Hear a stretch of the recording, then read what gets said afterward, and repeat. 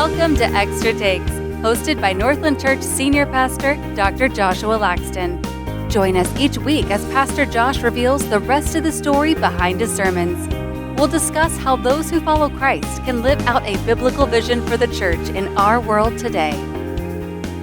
Well, hello, Northland family and friends. Welcome to another episode of Extra Takes. I know you have missed Matt and me. We're here. We're back. Because last week we were at our executive retreat and we just were not able to carve out any time to do it. So we're gonna do a 3-hour marathon with you right now. I'm gonna leave after hour one, and he's just gonna keep going. We're just joking. We are going to try to fit a lot into our normal rhythm. But hey, it's good to be back. So Matt, any takeaway from last week? Even though we didn't do a podcast, we did do a lot of things. We did a lot of things. Man, this week is so full. This past weekend was so full. What was last week? Well, That's last why week we was do extra takes, because I forget. Last week was community. Is that embed yourself in the wrong community? Yes. And that, gosh, I mean, that was huge. I mean, there was so much there too about what, because if you remember, it was about the spheres, and you're already embedded. And we talked about the difference between in and being of. Yeah. And so, but a lot of times in the church world, Christians, we're in and we have a tendency to be of a lot of these communal spheres that we are in. Well, that kind of leads right into this week. And it kind of does, because if you're not, because I do think that this week of how we parent actually reveals the actual kind of community we've embedded ourselves in. And that's why I said even last week that not all church communities are the same. Yeah. And again, I'm not attacking churches. I'm pro-church. I'm an advocate for the church. But I do believe that, some churches, they are actually better if they were closed, because they are actually of no gospel good. We're going to start like that. Oh, sorry. Well, holy cow. Well, I mean, just be honest. You're bringing out some fire. Did not Jesus say that in Revelation? He's like, because you're lukewarm, I'm about to spit you out of my mouth. I'm about to close the doors of your church because you are of no good. You think you do a lot of things. You're spinning your wheels, but you're going nowhere. And if you're not advancing, if you're not advancing the life of Jesus in you, and that's the thing. I think there are a lot of churches. They play church. They are a pseudo church. They might have a website that says so and so church. They might have a church sign out, but that doesn't mean that they are part of really Jesus's ecclesia. So, and again, that's hard, but it's the reality, which is part of the reason why we ought to guard our heart here at Northland, because by the grace of God, so go us as well. Yeah, amen. And I think what you just said helps to paint the picture of why this week is important. Whether you have kids, whether you have kids that are still in the house or outside the house, the stakes are so high for us as a church. So you empty nesters out there, as you said, make sure you pay attention, because there's some really, really important truth for our entire church here today. So this is the last week, right, of How to Lose Your Family in 10 Easy Ways. Well, and can I say, I mean, gosh, I'm feisty. I don't want to sugarcoat it. I mean, so this is what, I mean,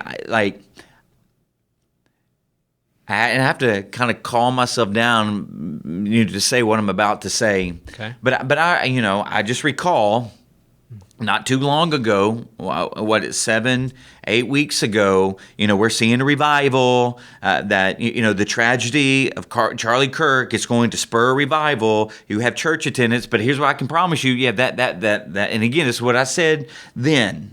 Is that all right? So you might have people that come to churches that weekend, and we did. We had a high attendance Sunday. We had about 2,300 here. But over the last 2 months, what we've seen is again, even though we're continuing to grow from where we were last year, it didn't take.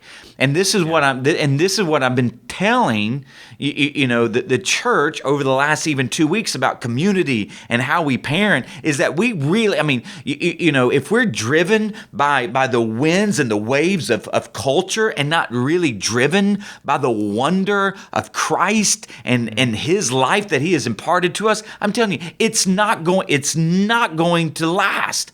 And so, and this is where, and then, we get hammered when we don't cater to a culture that says, well, it's going to, and then I'm thinking, oh my gosh, well, let's just pay attention. Yeah. And so again, 2 months later, we're back where, in some sense, we're back to where we were. I'm not hearing anything else online about churches exploding in terms of, this revival happening, because here's the thing, American Christianity is just a comfortable sect of religious consumerism. Yeah, I think we saw 1 week of the bump. We saw 1 week of the bump. 1 week of the bump. In a series that can, and here's what I've heard from people, like, it has changed their life. God has used this to save marriages. I ran into a couple this past weekend. They said, the week we started this series, the one person was in the cafe by themselves because they had just filed for divorce. They were there together this past weekend. So we've seen people married. I'm marrying another couple in 2 weeks. So God, so this is kind of where I'm like, hey, it's the long obedience in the same direction. But this is kind of where, those who have truly been awakened and they have gravitated towards the centrality of Christ, the wonder of Christ, they're the ones who are consistent. But if you're looking for week to week and some new shiny thing, you're coming in and out. Anyways. We're already making up for last week, so making up for lost time. So we're going to have some fun. I'm going to poke you a little bit, see if I can get more feistiness out of you. How to Lose Your Family in 10 Easy Ways. This is sent to your parenting around the world of your child.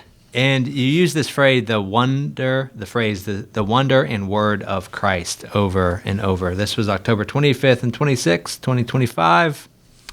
The overview, you really gave us these 6 ways to center parenting around the word and wonder of Christ. But before we got there, you started by giving us these 7 categories of parenting. We'll get into those. Gave us the negative and positive principle, and then you gave us this bounded set and centered set principle. So the negative, you gave us 2 this week. If you want to lose your children, parent them as if they are the center of the world. The second negative principle is parent them by building fences around them. The positive principle is if you want to parent the heart of your child or children, center your parenting around the word and wonder of Christ. So this idea of fences is that bounded set versus centered set, where bounded set is think of a fence, and then the centered set is like a salt lick, right? I love that. I've heard of that concept in various different ways, but I think it really works well with So where I learned it is in the church realm, because I think it was Hebert. I think his name was Paul Hebert that talked about this, if my memory serves me correctly. But he borrowed it from cultural anthropology, sociology, but he applied it to the realm of the church. And so when you look at a lot of churches that are denominational churches, so Methodist, Baptist, Episcopalian, they tend to be bounded set churches because they build even more fences. Okay. So to make sure who's in, who's out. Sure. Even the Catholic Church, in some sense, the whole excommunication. Now, again, we believe in church. Like there's an idea of church discipline, but if you do all these things, you're in. If you don't do even one of these, you're out. So there's that kind of bounded. But when it comes to like true mission and transformation, is that there should be a center. What is the binding center that is actually it's got this gravitational pull to it, that it's not about keeping these and making sure that you're doing these versus not doing these, but it's really centering around this big idea or this big belief, this big mission. Yeah. And so as a non-denominational church, and this is part of where when you look at the word of Christ and the wonder of Christ, it is both and. Yeah. But it's the wonder, what Christ has done, his death, his resurrection, his forgiveness, his love, his grace, his mercy. Yeah. The wonder of Christ has this gravitational pull where we do set up perspective, like boundaries of like, because of the wonder of Christ, you don't do this. It's not like you don't do this to stay in. Yeah. It's that you don't do this because of the wonder of Christ. Yeah. And so that's one of the things that I love about a non-denominational church is that we're not trying to, appease Assembly of Gods or, Southern Baptist or Methodist or Episcopal, we really are actually trying to appease the Lord. And again, I know I have friends in a lot of those denominations. They're, we're trying to please the Lord too. You are, but you have this tradition too that again you're trying to implement, and a lot of those are secondary and tertiary doctrines to keep people in. We have 10 primary doctrines that none of them are secondary by nature. And so what we're trying to do is keep more of a centered set principle that's binding us to the heart of Christ and when I say organic first century Christianity. Well, and I love that explanation, and it makes so much sense in the context of parenting that we'll get into. She talked about that bounded set and centered set. Then you gave us these 6 ways to center parenting around the word and wonder of Christ. First, you are to steward, manage them for the Lord. Second, you are to teach them about the Lord. Where is my notes? Third, you are to train them up in the Lord. 4, you are to disciple them in the Lord. 5, you are to model for them a life in and for and to the Lord. Yep. And then that last one, and you said you wanted to start with this, is you are to tell them the story of the Lord and how their story fits within his story. That didn't surprise me that was your favorite one. That's something I think you do week in and week out. Give us the big picture of the story of the Lord, and when we understand the big picture of the story, it's just so much more compelling to consider what is our purpose and how do we fit into it. So that within the context of parenting was just so compelling. So let's start out by describing this week in one word. One word. Success. Oh, talk about that. Why success? Well, so success. So, what does it look like to have parental success? Because I do feel like I do feel, and maybe I'm wrong, but I feel more like a failure than I do a success. Me too. But so success is not always success according to the Bible isn't always measurable. Yeah. Does that make sense? It does. So when you look at the Sermon on the Mount, and you have this idea of blessed are the poor in spirit, for theirs is the kingdom of so you can actually put success there. Successful is the one who is poor in spirit. But again, our cultural idea of success is different than God's idea of success. Way different. and that's kind of where, if we want to be successful as parents, because here's one of the things that I think about it often. I didn't say it at any of the gatherings, so if you're listening to this, I think this is probably worth the share right here of what I'm about to say. You can be a perfect parent. Now, I did say that, hey, God's not after your perfection, he's after your loyalty. However, you can be the perfect parent, and you can do all of these exactly right 100% of the time, and your children can still become wayward. You know how I know that? The garden. That's good. Yeah. Is God not the king? Is he not the father? And he had done everything right for his kids, and they still chose to disobey him. So that's where I just want you to so that's where it's success.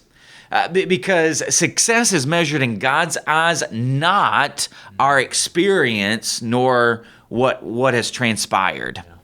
Okay, so that's where I would say, this week, one word, success, is that here's success. I did not expect that. I know. I threw you Good for a job. loop. Yeah, you're welcome. What's a big takeaway for this week? Ooh, big takeaway. I think a big, when I was building out, because again, like last week and this week, there's not just one passage that you can go to. No. So again, if you're looking at where does this sermon kind of fit or compare to other, the bulk of the sermons that I do? Again, the bulk of the sermons I do will take a passage and you just kind of break down that passage. And as we've seen even in this series, man, I'm going to go deep in like chapter 3 and look at all of these punishments and consequences and apply it actually to the realm of marriage, because that was in the context of which it happened. Sure. Okay, but this one, when you look at parenting, okay, like, sure, you got verses. Yeah. And sure, could you even go to a passage where David was a horrible dad? You could. But particularly in this series of how to lose, because here's what I actually think happens in families, is we actually, once our kids get out of the house, we've lost their heart because of how we've raised them. And if they get out of the home and we've not parented their heart, even according to the stats, which I've known for a while, they are now at a loss. Now again, God specializes in going after prodigals. However, just based upon the sheer numbers of data and research, 23% of those who are over the age of 21, they don't come to faith in Christ.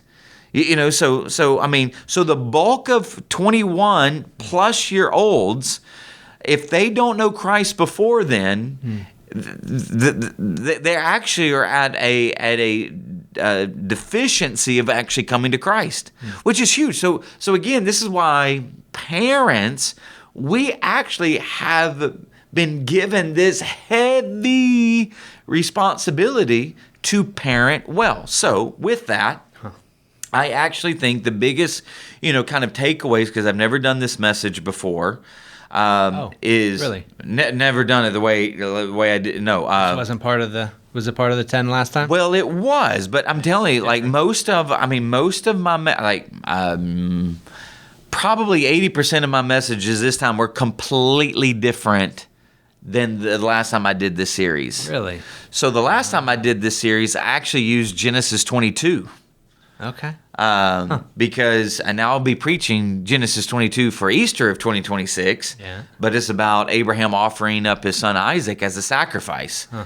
And so I had looked at that and went, man, I'm telling you, your child's heart has to really trust you to actually take out a dagger and about to stab them in the heart. But so I'm like, I don't want to do that. So, but I built out more of a repertoire of this now. Okay, taking what we know of what the Bible teaches about parenting, how can you methodically create a framework to help parents understand what does it look like to parent the heart of the child around the wonder and the word of Christ? And so my biggest takeaway actually was the kind of the three areas of teaching, training, and disciplining. Okay. And to know that son means to build. It's the Hebrew root word to build, but that you have to instruct and educate. You have to train, which is a process, and then adding that maturation. And then, hey, we're all prone to wander, and you need discipline. Yeah. I think that was the biggest takeaway, to really break it down, because I never broke it down like that before. And I'm like, that was really helpful to me, of breaking that down and going, this just makes a lot of sense. Yeah, so awesome. That was a big takeaway. A little bit more, you kind of gave us a peek behind the sermon, but anything else noteworthy during your prep this week? The noteworthy. I actually really liked having fun creating the different kinds of categories of parenting styles. And there was one that somebody else told me that they, in some sense, they kind of do, and it's more of the professorial parent. Is that every conversation is a lesson and a lecture. So similar to lawyer, maybe. So it's similar to lawyer. You know, lawyers, you're negotiating, you know, or you're litigating. You're telling them, why, what did I do wrong?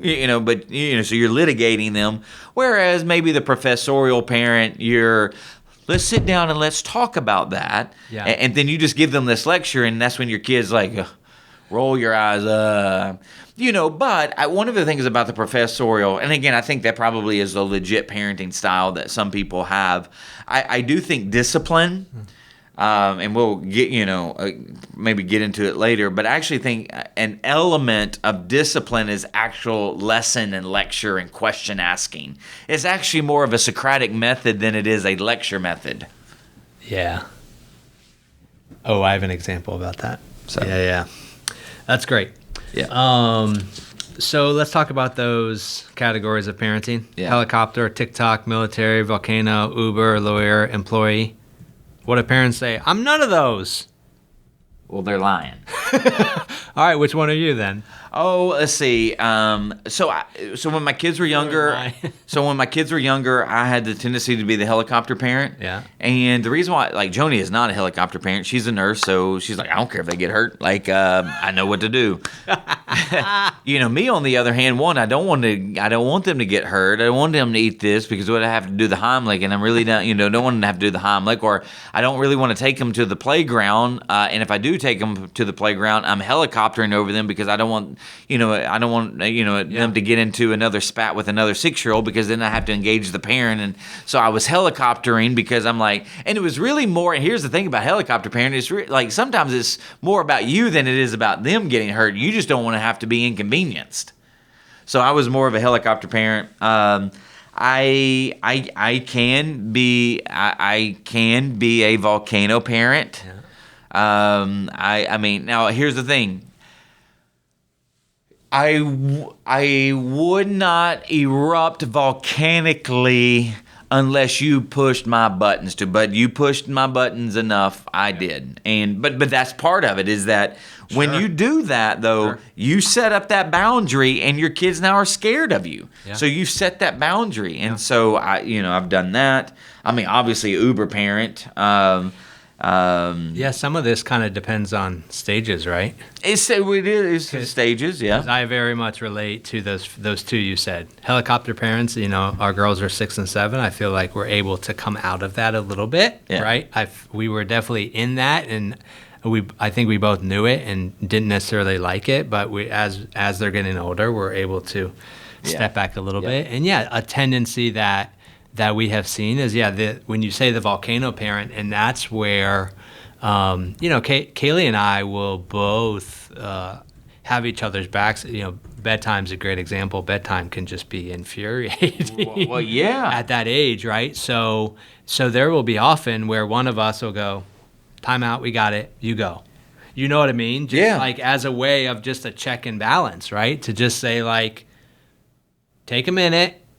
So that it doesn't even get there, right? So I think this in the frame of tendencies, right? is I kind of liken it to it reminded me of like the love languages a little bit, but just kind of the tendencies of it doesn't mean that you're always living out in the extreme. It just means that these are the things that you can be looking out for. Yeah. To create, volcano-wise, the stability in your household. So this is kind of like a personality profile. Like, okay, so it just gives you some handles of going, I do have that kind of tendency. Yeah. And again, this was just a fun way to set it up, but there is actually some elements of truth to them. Yeah. And again, the reason why I know that there are elements of truth to them is because I do them. Yeah. Or I know about them. Like I do have a so as your as you parent older children, they're going to challenge you because now their reasoning skills are a little bit better, right. as opposed to a 5-year-old going, wow, Well, because why? Right. That. I mean, like it's that's where a 15-year-old might be able to mouth back to you just a little bit, and then you might have a tendency to become lawyer. Well, you want to litigate? Listen, I'll wear your tail. Sure. Because you want to go toe to toe with me. All right, let's do it mentally. You're ready to go. Yeah, I'm like, yeah. And so you're like, is that really mature? For me to go toe to toe with my 15-year-old, 16-year-old. But sometimes I just want to, let them know. But again, that's the a lawyer kind of category in me. Kaylee will remind me. She's like, they're 6, they're 7, you're 41. You don't have to win this argument. Yeah, exactly. But I'm like, I'm gonna win it. I'm gonna win it. Listen. So it was fun. But I think it was more than fun, and from some of the feedback that I've heard, like I think people were really taking it to heart, trying to really discern. Yeah, even at FamCon, which one am I? Which? Yeah, I mean, so again, I think people definitely received that well because it was a way to introduce it. Yeah. Because I'm telling you, I knew it's hard. Part of the reason why I knew it was going to be a hard message too is that, and the reason why I asked empty nesters to raise their hand is that they're going to feel the way. They're actually going to feel even kind of a weightiness of this that, in some sense, they can't do anything about. Yeah, I mean, I was thinking about that, especially a lot of our listeners. Yeah. And that's part of where I had to tell people, hey, listen, again, those 3 things. You love your kids. Yeah. You did the best you can. Yeah. And yes, at times you feel like you failed. But here's the thing. God loves you. Yeah. God's not wanting to smite you because of your imperfections or your failure as a parent. That there's grace for you, and that therefore there is now no condemnation for those who are in Christ Jesus. And so now, and this is part of where I know that there are some parents that in some sense you're living out kind of the consequences of it, and maybe your children are wayward, or maybe they're estranged or whatnot. And this is what we pray for you. That's why we want to do even the blessing, is that we're praying for God's blessing on your life to actually redeem something that the enemy stole. And he can do that. So I know it was weighty, but you still had to I still had to preach it. The interesting thing about this, maybe a big takeaway for me, this whole series, I mean, there's been aspects of this series that were just so heavy, almost like, when you talk about putting it into a form that can be used again, there were some weeks where it was almost like, we can't even deal with that now. We got to deal with that, later. This week was actually encouraging for both Kaylee and I. So it was really nice. I wonder if others had similar weeks where they felt really encouraged and then also felt the weightiness. But yeah, we just felt encouraged because I think we're at a point where we realize that like parenting is so hard and it's just such a grind all the time that like of course we're not going to get it right all the time. But when you can see the glimpses of, oh yeah, we're doing that. No, we're not doing that every day, every hour, but yeah, we're doing that. Oh yeah, we're teaching them. Oh yeah, we're training them. Yeah, we're disciplining them. We're, we'll get into kind of the relate, create, and operate and what that looks like. But that's fun to be able to do all this as they move through the stages. Yeah. Well, no, you and Kaylee are probably a good example of parents that ate this up versus this eating them up. Sure. What do you mean by that? Well, because all right, so your girls are 6 and 7. Yeah. So they've just surpassed that first stage. So you got 3 other stages. Exactly. And so now you can kind of you're measuring. Okay, what are we doing well? But now you literally have a roadmap. Yeah. Of all right, we know that we're a steward manager. Hey, we don't own them. God does. We're just stewarding them. The teaching, the training, the discipline part. And then the modeling part is huge, and then just you have a roadmap, and so again you're not going to be flawless, but now you're like, man, okay, I got my handlebars now, and man, we're ready, Whereas somebody who is parenting maybe they got in their home a 24-year-old, a 20, and a 17-year-old, they're thinking, man, I'm already at this last stage, and I didn't do any of this. And then they're just sitting there feeling the weight of it. And so this ate their lunch, whereas you're eating this up. You're like, man, this is good. So, And that's the complexity of preaching to this broad of an audience. yes, it is. And that's why the Spirit's got to move. So let's look at these 6 ways. We probably won't hit all of them, but we'll definitely hit a few of them. The steward, manage. Let's look at the teach. You gave a lot of really good preaching or parenting principles.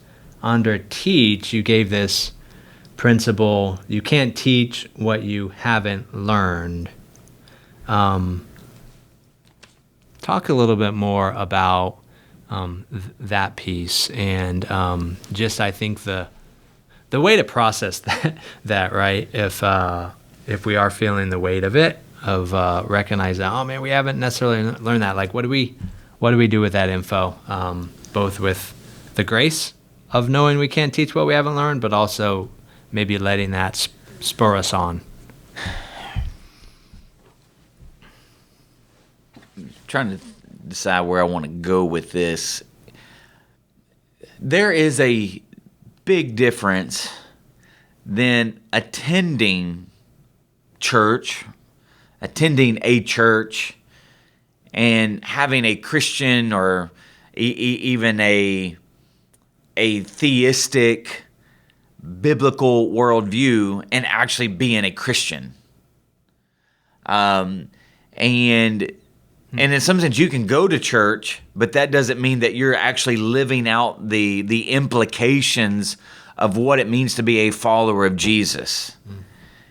And what I've just kind of witnessed over the last several decades, and the research that I've seen over the last several decades, really kind of 30, 40, 50 years in Christianity, is that what we have seen is that, man, there was a lot of church attendance. We were going to church. We just weren't the church. And I think in that period of time, the parents who are taking, in some sense, their kids to church, but they're not living out the implications of the gospel in their home, sent mixed messages to their kids. And so then when their kids went off to college, they began to defect, the faith, or they began to distance themselves from the faith, or they, in some sense, deconstructed the faith altogether. And that's kind of where I'm getting at, is that you cannot teach what you haven't learned. So if you haven't really taught, if you really haven't learned who God is, who his character is, that he is good, and that he is gracious, that he's kind, that he's merciful, that he's patient, that he's loving, that he's if you haven't learned the character of God, how do you even teach the character of God if you haven't learned?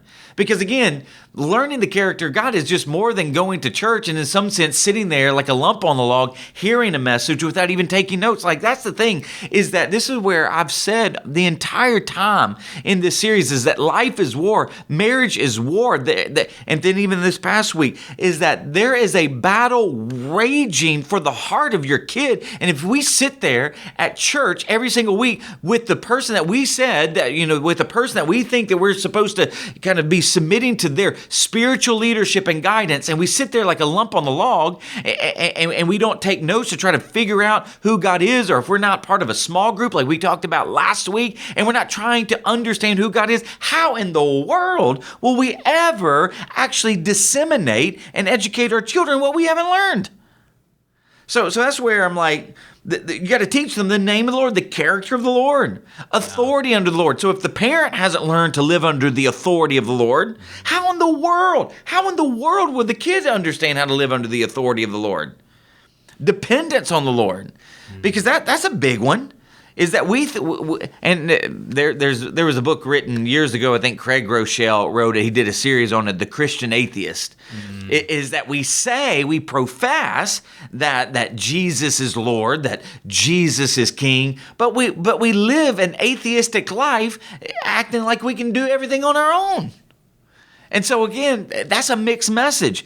So that's part of where when I was, when our kids were younger, I would tell them, like, hey, you need to ask Jesus. You need to ask Jesus to give you a heart that wants to share, because you can't share in your own power.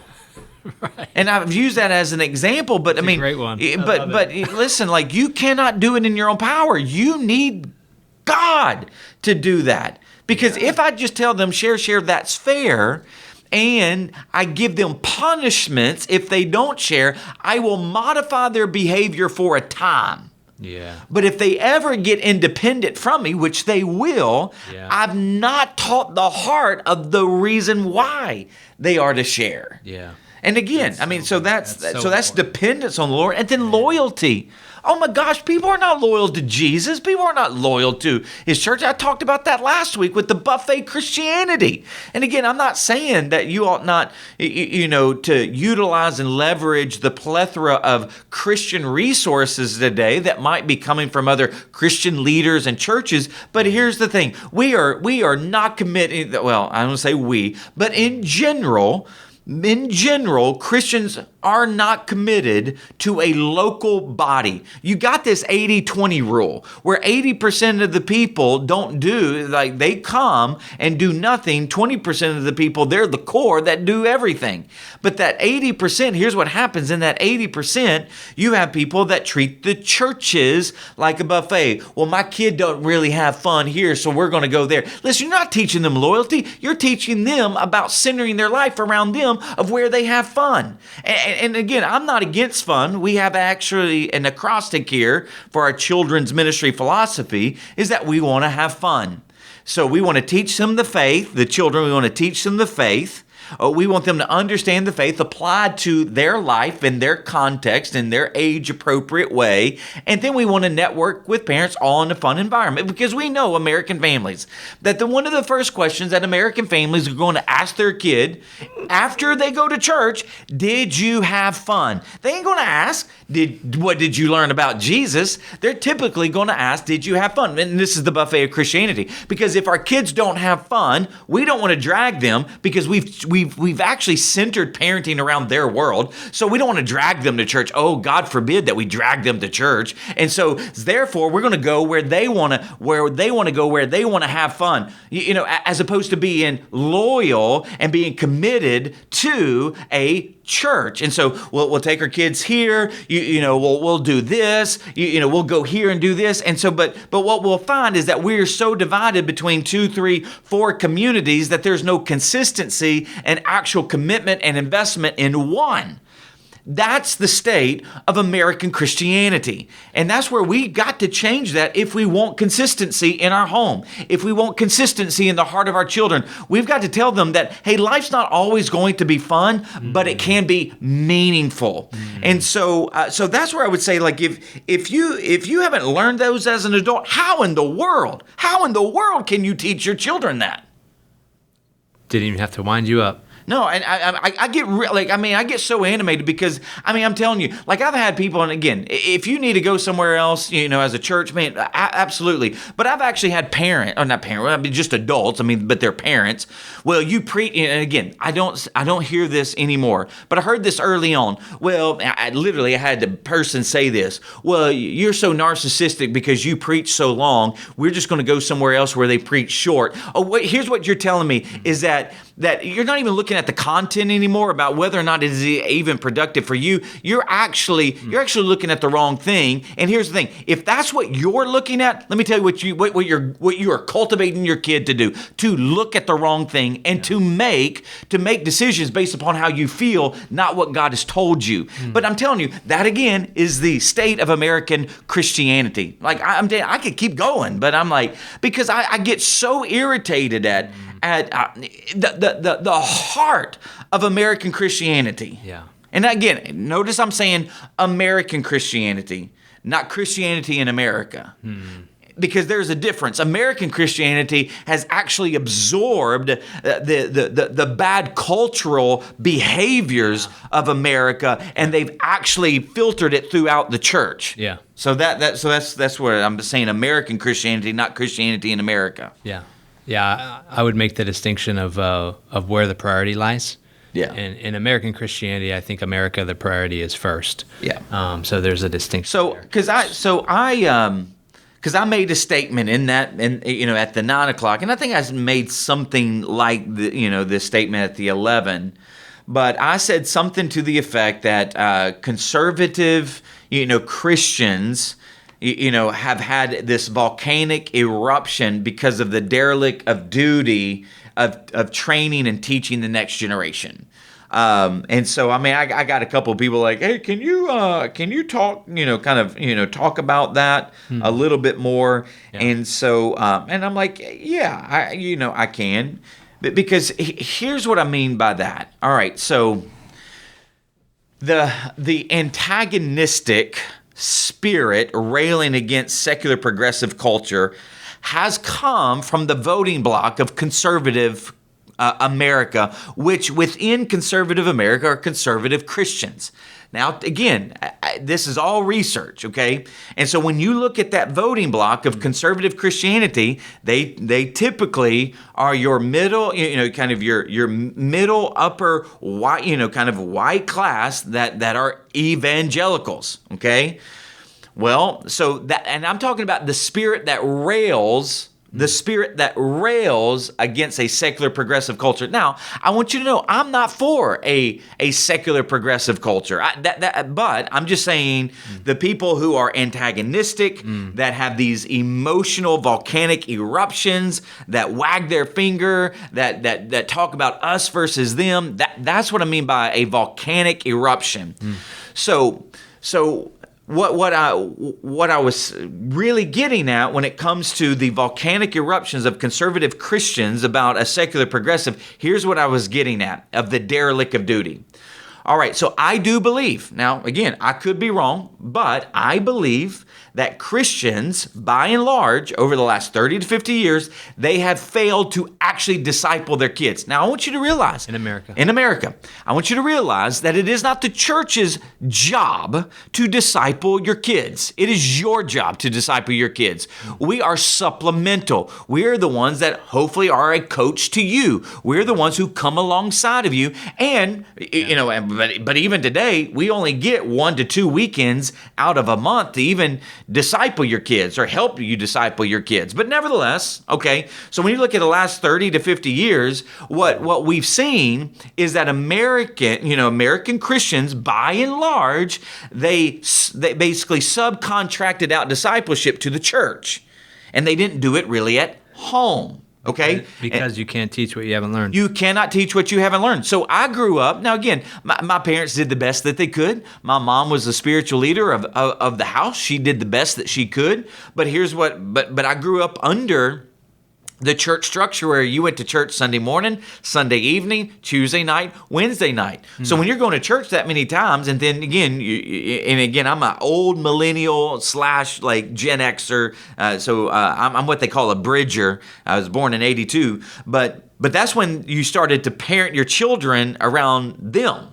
You're taking them everywhere because now, you have the rise of the middle class now. You got this extra. Anyways, all that said, the discipleship was subcontracted out to the church, okay?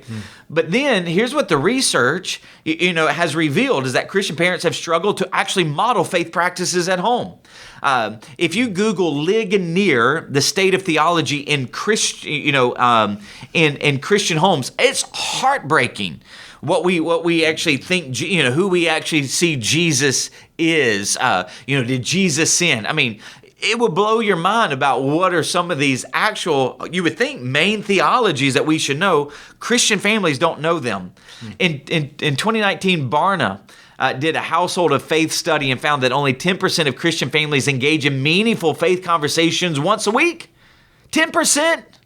And then a book by Christian Smith called Soul Searching actually talked about how American teens basically have adopted this religion of moral therapeutic deism, meaning that they have learned to modify their behavior, but their heart has not changed. And then for, again, a good while, and until I see different, well, I say it's changed. But Christian kids who in some sense were raised in the church, they go off to college and then they actually find themselves either deconstructing the faith of their parents, defecting from the faith of their parents, or in some sense just distancing themselves from the faith of their parents. And so overall, and again, when I look at, and I got some other things. So here's another one. Over the last 30 years, it was the church that basically came out and said, everybody gets a trophy. Everybody gets a trophy. Listen, not everybody gets a trophy. I just be like, everybody has dignity, everybody has value, but everybody doesn't get a trophy. I mean, even Paul writes, all of the people, compete, but only one gets the prize. So, but we created that environment, and then we have weak atheistic Christianity, and again, I talked about that just a few moments ago, where we profess something, but we live as if God doesn't exist. And then we have, over the last 30 years, we've had waning church attendance. Now, some people say it stalled. Maybe for a year. Well, again, let's see. You got to have at least 3 to 5 years of some data before you can say that something's actually stalled. But we've definitely, over the last 3 decades, we've seen waning church attendance, and then now committed Christians are going less, and then we take our kids everywhere else. I mean, so in some sense, they can have perfect attendance at the ball field. I mean, here's the thing. They'll go home from school, but because they have a fever, but they'll want to go to soccer practice or football practice. They don't want to miss football practice or soccer practice. And so we'll have them in school unless they're really sick. And then we'll let them have perfect attendance to the ball clubs, the ballet, the gymnastics, because they love that. But when it comes to church, we'll let them pick and choose when they really feel like it. And then, we change churches at a drop of a hat, like I've talked about. Okay, there's all of my ammunition. Right. There's all of my ammunition, and here's my point, the point that I was making. We rail at a culture for living lost when we haven't even been able to order our own house. And so we rail at, in some sense, the national house of how despicable people are, how despicable lost people are because of their values that go against us. But we can't even get our own household right in teaching and training our children in the Lord. And I'm thinking, oh my gosh, how hypocritical is that? That's what I was getting at. Well, and my immediate response to that is, oh my goodness, then what should we do? And it is what you laid out for us this week, right? I mean, one of the most challenging things you can do is raise up a problem without giving people solutions, but you do a really good job of both, right? So you create this really challenging and illuminate this really challenging truth for us, but then some of the reason why Kayla and I were eating this up, because we have a roadmap, right? So you have given us these 6 ways to center parenting around the word and wonder of Christ. So I think that was a good explanation of when you say something specifically, how you said it in the 9, that is so intentional, and it was not in your notes, but it was led by the Spirit, but it had such conviction to it. You're not just saying it flippantly. You're saying it because you have, as you said, all of this data behind it, and you have, if somebody were, or if as people come and ask, hey, I want to know more, you can explain it, and you're not just going to to that broad of an audience flippantly say that in that strong of terms without this really strong conviction behind it, and that's how I knew you've studied this, you've thought about this. This is not just a new thought that you had. So really appreciate you being willing to share that, because you share something like that, you're going to get questions, you're going to get pushback, even well-meaning. I mean, every question in pushback, it's not necessarily coming from a hard place or from a cynical place. It can just be real good, well-intentioned questions, and I think those are helpful. And this space is one that we can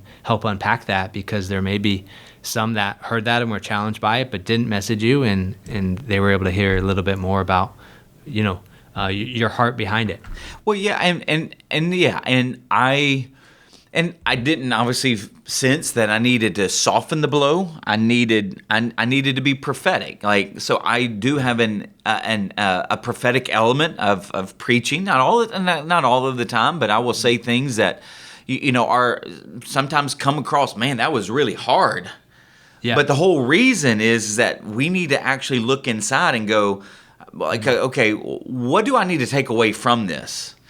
And again, I'm not saying that we shouldn't engage in culture, that we shouldn't try to preserve, good values, biblical values. I'm not trying to say that. I'm talking about the spirit that many times is exhibited towards a culture that does not share our values. And again, what the passage that came to my mind is 1 Peter 4.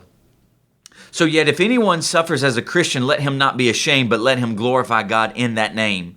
For it is time for judgment to begin at the household of God, and if it begins with us, what will the outcome for those who do not obey the gospel of God? And so at the end of the day, so this is part of where, listen, if we got to look at our own household first. Like, instead of start judging them, instead of judging people that are outside the household of God, I actually probably need to start looking at our own self. And judging how are we doing. And what I'm saying is, over the last 30 to 50 years, I'm not saying we didn't do anything good. I'm not saying that we didn't do some things right. I'm just saying, by and large, what it looks like, what it seems like, we haven't done as good of a job as we could have done or should have done. And as a result, our own household has become chaotic, but yet we rail at a national house for their chaos and their darkness. And it's kind of like, you ought to be looking at the three fingers pointing back to you of the one finger that you're wagging at them. Yeah. All right, so let's look at a few of these other points. Point number 3, you are to train them up in the Lord. He said training is turning our teaching into practice through the stages of life. I really like that diagram you had, what it means to be human, relate, create, and operate through the stages of life. So you had this infancy and early childhood, 0 to 3, middle childhood, 6 to 11, adolescence, and then young adulthood. And you really laid out for us the kinds of trainer that's needed, right? So 0 to 5, this commander, middle childhood, 6 to 11, which I'm in right now, that's the teacher coach. Adolescence, the mentor coach, it's the one that you're in, and then transitioning into this advisor counselor. So it's interesting because as I'm reflecting on it, each of us have or will be going through kind of a transition. So we're very much transitioning from the commander to the teacher coach, and that really rings true. I mean, we have seen the opportunity in the last couple of years to just not just be the commander, but to have conversations with them and to coach them up, and they have a different posture to them. So as you were going through that really rings true. I'm just interested in how that transition for you is going with this, from this adolescence to young adulthood, right? The mentor coach to the advisor counselor, because as I'm thinking about it, and as I'm thinking about even empty nesters, I mean, I've seen it, and I can imagine that's a hard transition to do. Not just the presence of them being not in your household, but also the role that you play in their life, and you really have to. Each of these stages, you have to transition. So, like, I'd love for you to talk about that a little bit. Man, but this is where there's no.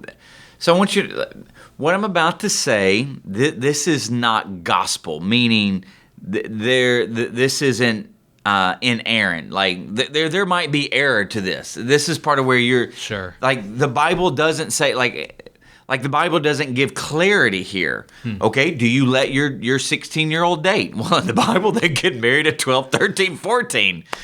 So right. So this is a cultural thing. Okay, so this is part of where that adolescent stage from 12 to 18, that's where the battleground of the heart's happening. And so as a parent, oh my gosh, you want to try to maintain connection to the heart as best as you possibly can, yes, while centering, again, you're parenting around the wonder of Christ and around His Word. Okay? Now, again, there's not a black and white way of doing this, but I mean, the question is, I've heard parents like, well, we let our kids date. Then, no, we don't let our kids date until they're out of high school. Okay, again, that's convictional on both ends. I've told our kids, I would rather you not date because I did a whole thing earlier on in this series. Yeah. The very first message, you court while you sort through your own junk, who you are. Yeah. Then you only date when you're ready to find a mate. Yeah. And then you engage when you're when you're ready, and that engagement doesn't need to be long, and then you marry. Okay, so I'm not a big fan of teenagers dating. However, again, I say I'm not a fan, but I chose to not let that be a dividing point with my kids. They had, one of them had a girlfriend. The oldest one had a girlfriend when he was 15. Didn't like it. Now, did we set some boundaries? We did. And then Ellie comes along, and I think at like 16, she gets a boyfriend. Do I like it? I don't like it. Now, have I voiced it to them? I voiced it to them. But I've chose not to let it be a dividing point, because here's what I could have done. I could have just ripped it out and said, nope, you're not going to have a boyfriend. You're not going to have a girlfriend. You're not going to, okay.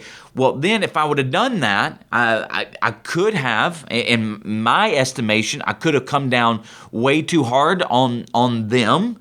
And as a result, I could have crushed them. And if I crushed them, then I could have crushed the relationship. Yeah.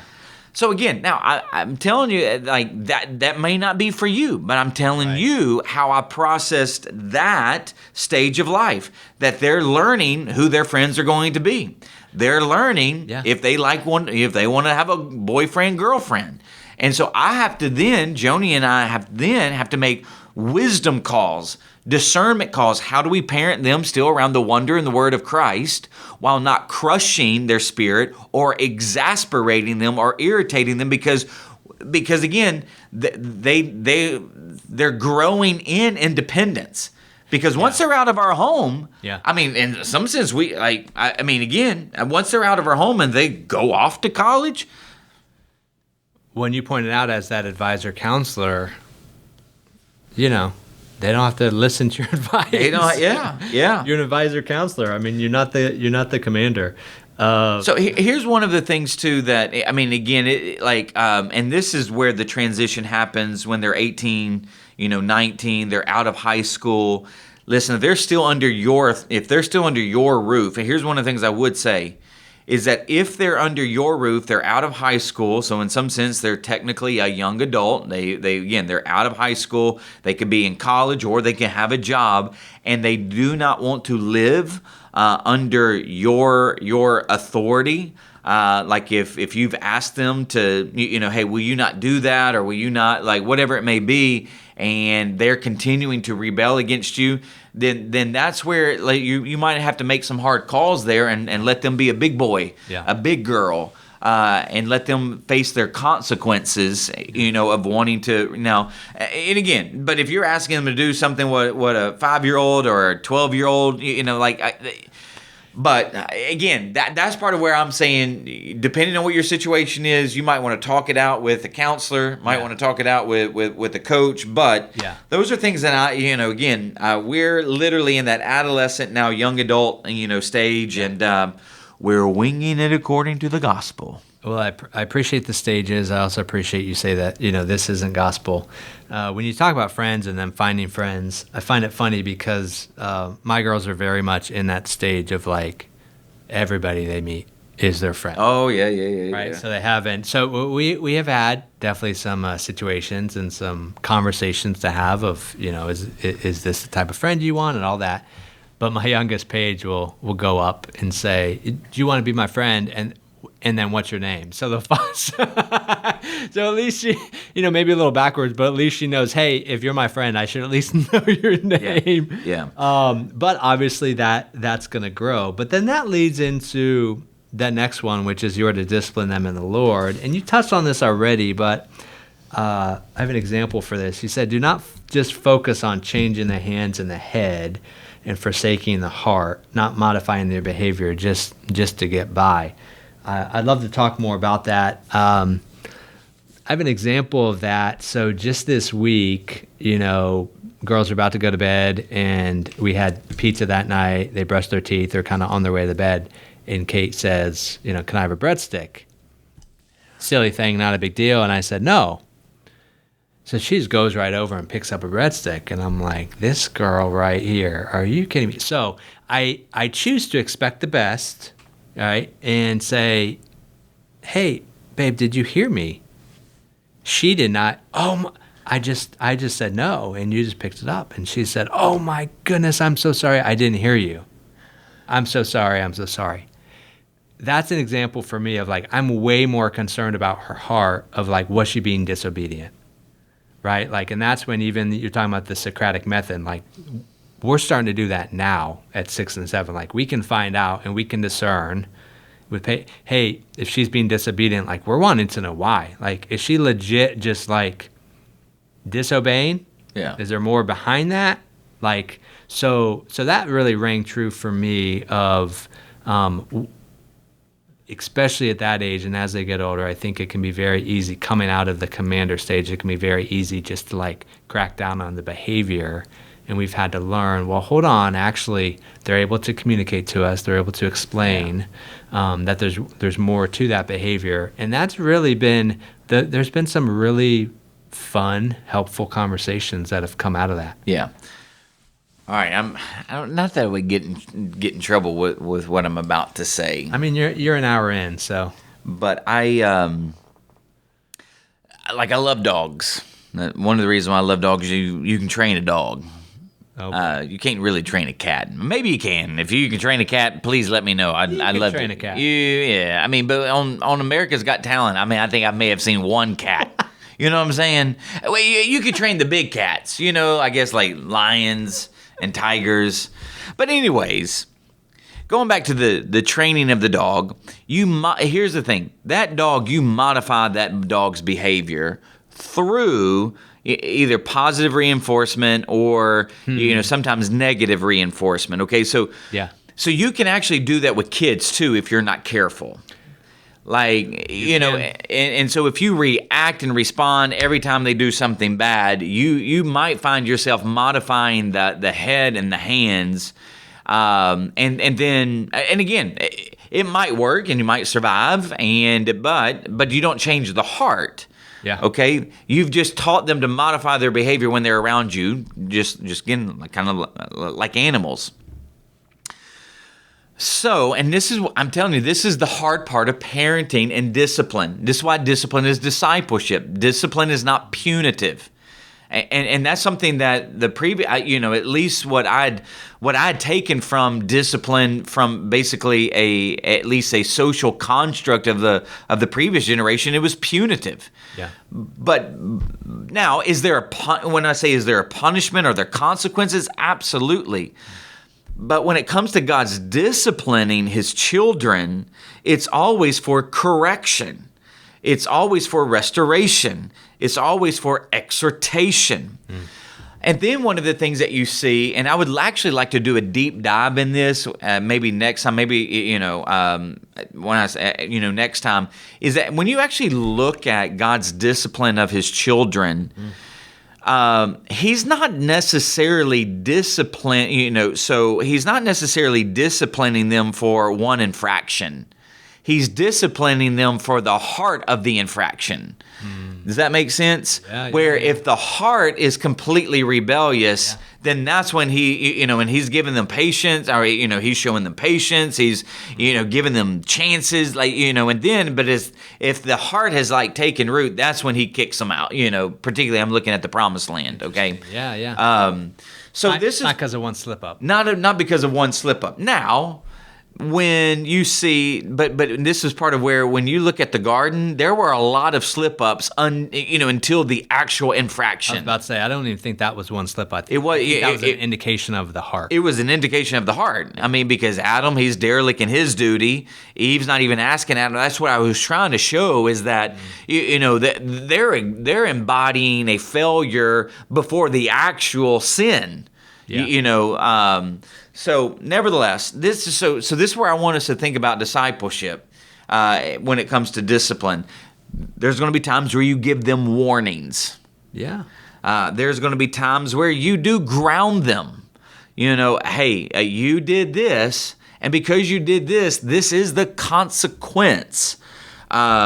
You're going to give them timeouts. You're going to have a lot of reflective conversations. Mm-hmm. And that reflective conversations are like, hey, help me understand what were you thinking? Yeah. Why did you choose to do this? Yeah. When I said this, did what did you hear? Yeah. Because maybe they heard something different. Yeah. So reflective conversations is a form of discipline. Taking away privileges. I mean, that's similar to grounding. And then, somebody would maybe want to know, should we ever spank our kids? Oh, you're going to go there. Well, I mean, okay. Well, because this is where when you read that verse about sparing the rod, hating your son. I mean, again, that's where the older generation. I slipped up and said the younger generation at the 11, and I meant the older generation, but. So I had that Freudian slip. I don't know why. Yeah, but anyways, At the 9, you said it right. yeah, the 9 I said it right. Yeah. And but yeah, the older generation. Yeah, that's right, boy. Go get them. Like I used to get whooped. I used to get whooped by a switch. Now, something that I did hear from a pastor, and this was really good. It says, "Spare the rod, don't use your hand. You should never use your hand to discipline." So if you do, I mean, again, I do believe that this is convictional. In some sense, I don't. I know what's out there, but I do think that a parent or parents should have their conviction. I think early on. Here's what I would say. I think early on. Again, this isn't gospel, so you can send me whatever you want to send me. I'll read it. But early on, and this is where I'm saying in the early stages. If you want to have a utensil, a tool for corrective discipline, not to hurt, not to embarrass, not to humiliate, but a corrective tool, I think that is appropriate. Because again, when you even look at the culture here, I mean, I can't sit here. It's kind of like how some people want to do biblical gymnastics about alcohol.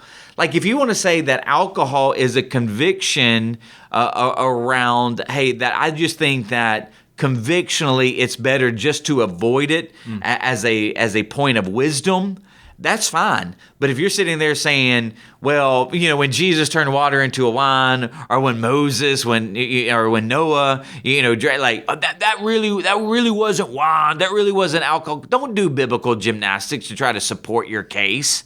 So what am I saying here? Don't do biblical gymnastics to try to avoid this idea of a rod. Now, here's the thing about a rod. So a rod and a staff were used as corrective measures for sheep. So they were kind of an agrarian shepherd type of tool for correction, not to hurt and harm and wound the sheep, but for correction. Like, get over here, come on, it was corrective. It was exhortive. It was rebuking. So if you want to have a utensil for early on, as you try to shepherd and build into your children, I think it's biblically appropriate and okay. But if you're like, nah, I just don't want to do that, I understand that as well. So that's where I will empower you, but don't do biblical gymnastics and go, well, no, you shouldn't, no, that's not really what the Bible says. That's what the Bible said. So now I used to take it to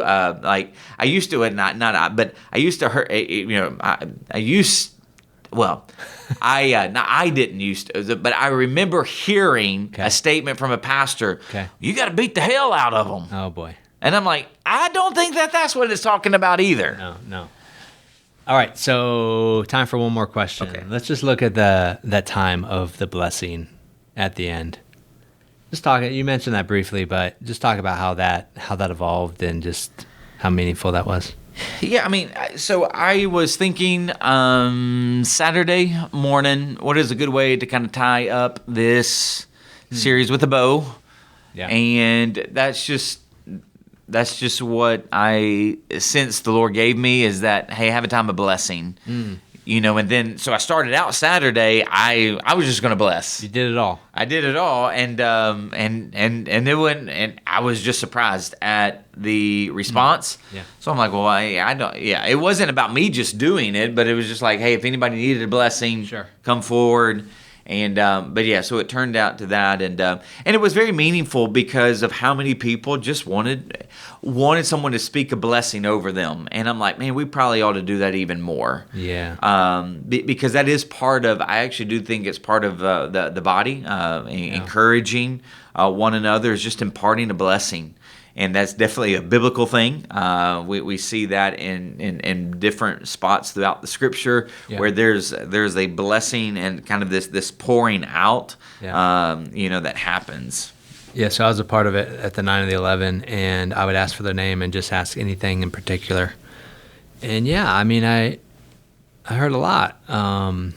Some young families with kids close to my age, they're just in the throes of, parentings.